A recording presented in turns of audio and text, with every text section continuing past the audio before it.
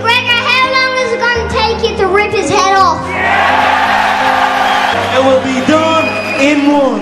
Jackson smiling. Oh! Just slipped it! He's the biggest bragger in the history of UFC fighting. He once said to Cristiano Ronaldo to surpass him as the #1 earning athlete in sports. He promised his dad he'd be a millionaire by the time he was 25. He promised his girlfriend he'd give her all the riches in the world. As each opponent fell to his left-handed cannon, people noticed that this arrogant man was fulfilling his vows one by one. In the 2021 Forbes' celebrity income list, he topped the list over Cristiano Ronaldo and Lionel Messi. In just 7 years, this man who lived on leftovers and his girlfriend's credit card has undergone a qualitative transformation. Conor was born in Dublin, Ireland in 1988. His father left him with a body that could take a beating, in addition to a combative personality. After he graduated from school, he worked as a waiter and a plumber, but when he came across MMA, it was like the door to his life was opened. He unleashes the militant gene in his body with abandon in the ring, but when the gloves come off, he had to carry a toolbox for a living. So Conor made a bold decision. He quit his job and became a professional boxer. He soon paid the price for his actions. The high cost of training and nutrition soon became too much for him to afford. He relied on restaurant leftovers for his daily physical needs. With his dreams on the verge of being shattered, Conor met the person who would change his life, his future wife, Devlin, when she first met Conor. Devlin was captivated by this funny Irishman. She didn't mind the poor Conor. In a few dozen square meters of rented room, they lived there for 8 years.